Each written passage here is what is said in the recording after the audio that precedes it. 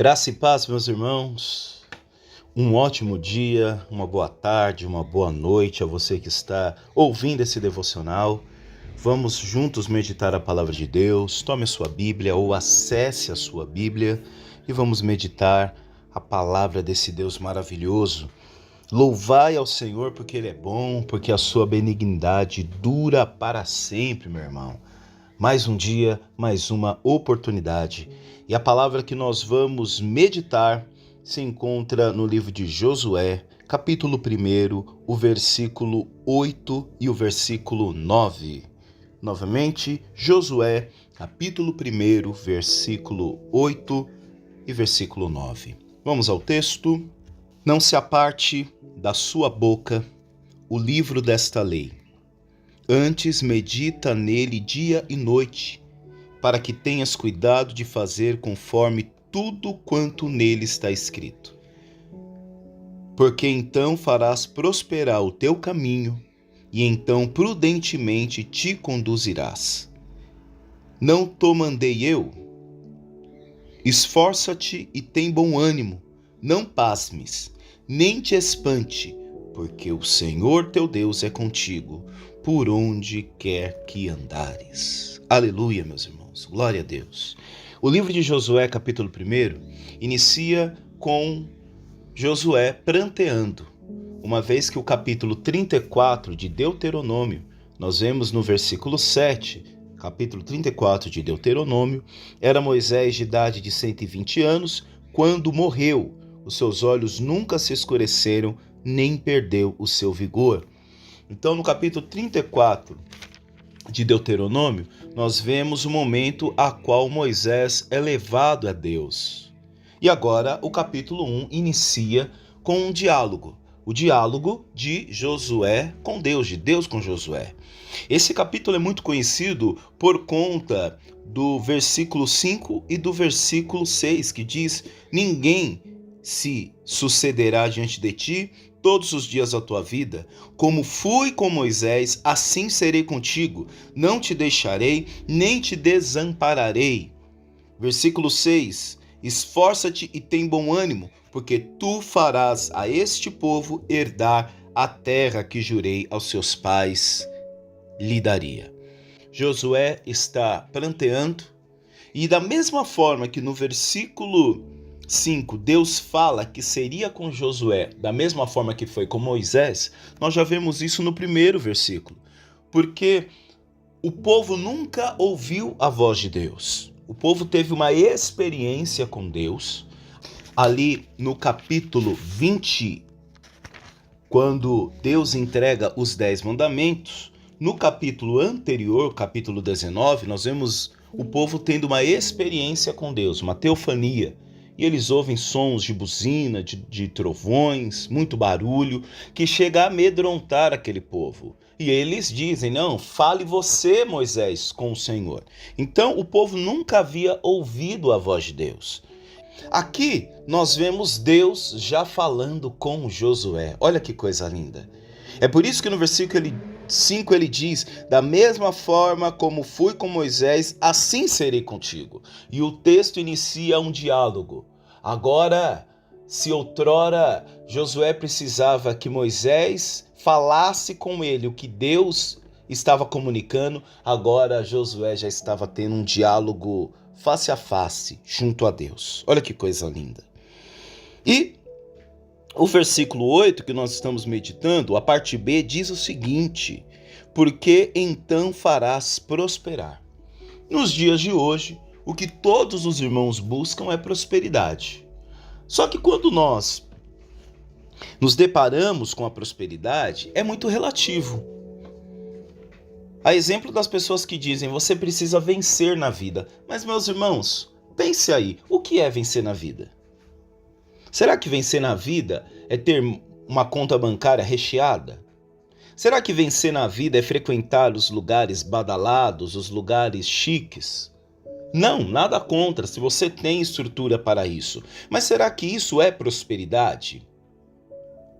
O Salmo da Família, ele nos deixa muito claro o que é uma vida próspera, que é o Salmo 128. E quando nós olhamos para o Salmo 128, ele inicia dizendo que bem-aventurado é aquele que teme o Senhor e anda nos seus caminhos. E aí ele começa a dizer: você comerá do fruto do seu trabalho, será feliz e tudo irá bem com você. Isso é uma vida próspera. Tem pessoas achando que vida próspera é apenas o material.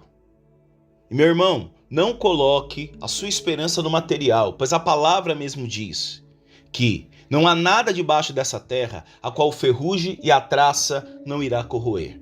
Não há nada debaixo dessa terra que não irá se deteriorar com o tempo. Então, quando nós olhamos o Salmo 128, nós vemos uma pessoa próspera. E essa pessoa próspera é aquela que no versículo 2 vai comer do fruto do seu trabalho, será feliz. Porque muitas pessoas hoje procuram prosperidade em coisas que não vão te fazer feliz. Olha o versículo 2, e tudo irá bem. Olha o versículo 3, sua esposa no interior de sua casa será como uma videira frutífera, seus filhos serão como rebentos de oliveira ao redor de sua mesa. Eis como será abençoado o homem que teme ao Senhor. Ou seja, aqui Deus está nos dizendo que prosperidade é uma família bem alicerçada. Prosperidade é você ver a sua esposa, ver os seus filhos crescendo com saúde, nos caminhos do Senhor. Então, quando Deus fala para Josué que ele o fará prosperar, nós não podemos ler esse versículo de forma isolada.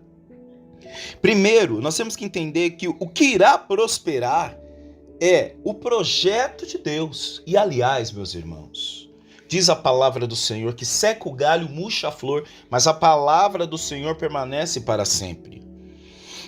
Moisés, no capítulo 34 de Deuteronômio, já havia cumprido a sua missão. Mas o propósito do Senhor continua. Qual era o propósito? De levar aquele povo para a terra prometida. E aí que está a grande questão. Moisés não foi chamado para libertar o povo. Moisés foi chamado para guiar o povo para a terra prometida. E isso tem um peso muito grande para nós cristãos. A nossa missão não é apenas libertar. Até creio, ouso dizer, que o libertar não é difícil. Difícil é conduzir o outro para a terra prometida. Difícil é conduzir o outro para o propósito do Senhor. Isso é o difícil. Foram 40 anos, né? E nós sabemos muito bem, eu expliquei no outro devocional, que o número 40 significa um tempo longo, necessário para uma missão, né? Difícil, para uma grande missão. Nós não sabemos se foi realmente 40 anos, mas a questão é, nós sabemos que foram escrito 40 anos que o povo ficou peregrinando no deserto. Um povo em desobediência, um povo que reclamava por não ter água, ora um povo que reclamava por não ter pão. Então, o difícil não é libertar, o difícil é conduzir o outro para o propósito. E eu e você somos chamados como discípulos do Senhor a ser Moisés, a ser Josué, para continuar o projeto, que é levar o outro para a terra prometida, levar o outro para o propósito, para o centro da vontade de Deus. Então, quando o Senhor diz, porque então farás prosperar o teu caminho, e na segunda parte ele diz, então prudentemente te conduzirás. Porque tem muitos caminhos, meus irmãos, que nós tomamos de forma imprudente. Então, como que o Senhor quer nos conduzir no propósito dele? Tendo a palavra dele nos orientando. E o que é interessante, ele diz aqui, medita esta palavra, medita nele dia e noite, para que tenhas cuidado de fazer conforme tudo. Leia novamente comigo o versículo. Não se aparte da sua boca o livro desta lei. Antes medita nele dia e noite, para que tenhas cuidado de fazer conforme tudo quanto nele está escrito. Meu irmão, obediência pela metade é desobediência. O jovem rico chega para Jesus e diz, mestre, o que eu devo fazer para herdar a vida eterna? O Senhor fala dos mandamentos, ele diz, mas esses mandamentos eu tenho guardado desde jovem, desde criança. o Senhor diz: pois bem, agora vende as suas propriedades, vende seus bens e dê aos pobres. E diz que o jovem rico se entristece. Na verdade, ali o jovem rico estava revelando quem era o seu verdadeiro Deus, a quem verdadeiramente ele prestava culto, a quem ele verdadeiramente consumia a sua vida. Então, é muito interessante, porque ainda faltava uma coisa. Aqui, Josué precisava cumprir tudo quanto estava escrito. Obediência pela metade é desobediência. Depois ele continua dizendo: porque então farás prosperar o teu caminho. Que caminho? O caminho que Josué teria de trilhar com o povo até a terra prometida. Caminho longo esse, né? Interessante que, da mesma forma que Deus fala com Moisés, vá até Faraó, fala para libertar o povo, a fim de fazer uma festa no deserto. Agora, Deus fala para Josué: esforça-te, tem bom ânimo, né? Te coloca de pé para você transpor esse Jordão, para você levar o povo para a terra prometida. Ele revela o propósito, mas não revela o processo. E nós sabemos muito bem que nesse processo teve muralha de Jericó. Nós sabemos que nesse processo teve que passar o Jordão. Teve tantas coisas. Porque muitas vezes vai ser assim, meu irmão. Nós vamos precisar ter ânimo. O Senhor já tem preparado para nós. Porém, nós temos que nos esforçar. Nós precisamos ter bom ânimo. Imagine se Deus revelasse tudo que Moisés, tudo que Josué iria passar. Imagina se Deus te revelasse antes tudo que você iria passar nesse processo. Talvez você iria desistir do propósito. Então, meu irmão, muitas vezes na nossa vida nós precisamos incorporar o versículo 9. Reconhecer quem é que está mandando, reconhecer quem está nos sustentando e dizer: não é pela minha força, não é pela força do nosso braço, não é pelas nossas capacidades, não é pela nossa inteligência, mas é porque Ele tem nos animado, é porque o Senhor tem te dado força, é porque o Senhor tem te colocado de pé. Tem bom ânimo. Josué estava pranteando, mas Deus está pedindo para ele: tem bom ânimo. Versículo 8 novamente, ele diz: não se aparte da tua boca o livro desta lei. Meu irmão, o início do devocional eu falei para você: tome a sua Bíblia, acesse a sua Bíblia. Mas no tempo de Josué não era assim. Os livros não tinham um cânon, não tinha Novo Testamento, era muita tradição oral. E ele não fala apenas para ler, mas ele fala para meditar. Por isso a importância do devocional. A importância de você ter esse momento de leitura bíblica, de oração, e depois durante o dia você ir encarnando essa palavra, meditando ela.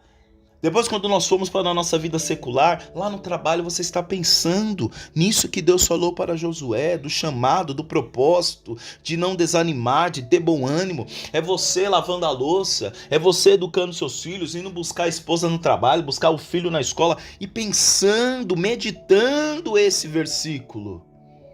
Para que esse versículo crie vida em você. Para que esse versículo não se torne apenas letras num papel, mas seja a encarnação desse versículo em nós. É o Senhor dizendo: esforça-te, tem bom ânimo. E eu acho interessante o que ele diz no versículo 8: não pasme nem te espante. Meus irmãos, Josué era um homem de guerra. Josué, diferente de Moisés, não portava um cajado, mas portava uma espada. O que isso significa? Pouco importa a ferramenta. Importa quem é que está utilizando a ferramenta. Nós somos ferramentas na mão do Senhor. Por isso, não se julgue pequeno no reino de Deus. Ninguém nessa terra não tem nada que não possa oferecer ao outro. Ninguém nessa terra é privado de dons que possa colocar a serviço do reino. Josué tinha espada e mesmo assim foi chamado para estar à frente de um povo. Josué, como um soldado, ele tinha que obedecer ordens. Porém, o seu líder agora havia falecido, foi levado a Deus. Então, qual ordem agora que ele vai observar? A palavra do Senhor. Ouvir a Deus e procurar fazer conforme tudo está escrito naquele livro, naquela palavra. E aí eu fico pensando, Josué em campo de batalha, viu muitas guerras, com certeza viu pessoas sendo transpassadas por espada. E agora Deus fala, não pasme, nem te espante, porque o Senhor teu Deus é contigo. Um soldado que por várias vezes lutou, ouvir do próprio Deus, olha, não te espante. O que ele está querendo dizer? Virão coisas, Josué, para te espantar. Virão coisas que vão te deixar pasmos. Virão coisas que vão te amedrontar. Mas não se deixe levar por essa emoção. Deixa que eu te conduzo, pois eu estarei contigo por onde quer que andares. Não me esqueça, por onde quer que andares, dentro de um caminho. A exemplo do versículo 8, que o Senhor fará prosperar. Para o dia de hoje, nós podemos aplicar algumas lições. Priorize a palavra de Deus, meus irmãos.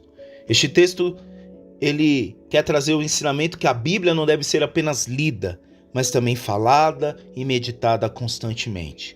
Para o dia de hoje, isso nos incentiva a reservar um tempo para estudar e refletir na palavra, como estamos fazendo agora nesse devocional, permitindo que ela guie nossas decisões e atitudes. Ao fazer isso, nos alinhamos com a vontade de Deus. Não esqueça, o povo é de Deus, o caminho é de Deus, então temos que perguntar para Ele como devemos trilhar esse caminho. Outra coisa importante, a meditação leva à transformação. Quando nós meditamos a palavra de Deus de noite, essa palavra vai encarnando em nós, e quando colocamos, meus irmãos, a palavra de Deus no centro do nosso pensamento, ela molda caráter. Lembra que eu disse que o pecado, ele nasce no coração, nasce na mente? Então uma mente que por várias vezes, dia e noite, está em conexão com a palavra de Deus, coração conectado com a palavra de Deus, o caráter é transformado. Quando você for trair, você lembra da palavra de Deus. Quando você for mentir, você lembra da palavra de Deus. Quando você for fazer algo que vai prejudicar o teu irmão, você vai lembrar da palavra de Deus. Quando você for fazer algo que vai lhe causar mal a si mesmo, você vai lembrar da palavra de Deus, porque palavra meditada muda destino, palavra meditada muda comportamentos, palavra meditada muda caráter. Outra coisa importante, obediência traz bênçãos. E aqui eu quero trazer um adendo. A palavra obediência vem do latim obi, que significa ouvir. Por isso que Tiago vai dizer que nós precisamos ser tardios no falar, nós precisamos ouvir mais. E essa palavra nos traz que a obediência nos traz bênção, a promessa de sucesso, a promessa de prosperidade está vinculada à prática do ensinamento da palavra. Não basta conhecer, meus irmãos, a vontade de Deus para as nossas vidas, é necessária vivê-la. Veja que o versículo 8 vem depois do versículo 6 que diz para Josué, esforça-te. Ou seja, obedece que você vai prosperar. Obedece que você vai ter os seus caminhos guiados com prudência. Obedeça. Outro ensinamento que nós podemos tirar é prosperidade segundo Deus. O sucesso mencionado aqui não é apenas material, mas principalmente espiritual. É tratado aqui, meus irmãos, de uma vida plena com propósito. Porque uma vida sem propósito é uma vida desperdiçada. Não esqueçam isso. Descubra o seu propósito. Pare de desperdiçar tempo. Pare de desperdiçar tempo no Instagram. Pare de desperdiçar tempo nas redes sociais. Não que seja ruim, não é ruim, mas tem que ter limite. Não pode ser o centro, não pode nos consumir, não pode nos tirar do foco, não pode nos tirar do propósito. Uma vida sem propósito é uma vida desperdiçada. Essa palavra nos fala de uma vida plena, com propósito, alinhada ao plano de Deus. Isso nos ensina, meus irmãos, a redefinir o que é ser bem-sucedido, colocando as prioridades em Deus acima das nossas. Glória a Deus, meus irmãos. Vamos orar, queridos, vamos orar. Pai Santo, Deus querido, nós te agradecemos por este devocional. Obrigado, Senhor Deus, pois a cada dia nós temos tido um encontro com a Tua palavra. E como é bom, Senhor, saber que nós não estamos sós. Que da mesma forma que o Senhor esteve com Moisés, o Senhor esteve com Josué, com Pedro, Davi e tantos outros personagens bíblicos, isso nos traz a segurança, pois o Senhor também está conosco. Pai, nos ajude, Pai. Nos ajude a nos esforçar, nos ajude a meditar a Tua palavra, nos ajude, Senhor Deus, a andar num caminho que o Senhor já abriu para nós. Nos ajude a ser obedientes, Senhor, pois obedecer ao Senhor nos traz bênçãos enriquecedoras. Nos ajude, ó Pai, nos ajude a meditar a Tua palavra dia e noite, até que o nosso coração e a nossa mente seja transformada pelo poder da Tua palavra. Glória a Deus, meu irmão, aleluia! E eu quero proferir sobre a tua casa, sobre a tua família, sobre os teus, uma bênção que se encontra lá no livro de Números, no capítulo 6, versículo 24. O Senhor te abençoe e te guarde, o Senhor faça resplandecer o seu rosto sobre ti e tenha misericórdia de ti, o Senhor sobre ti levante o teu rosto e te dê a paz. Glória a Deus, em nome de Jesus, meu irmão. Glória a Deus. Amado, um ótimo dia, um dia abençoado. Forte abraço e até a próxima. Deus abençoe. Tchau, tchau.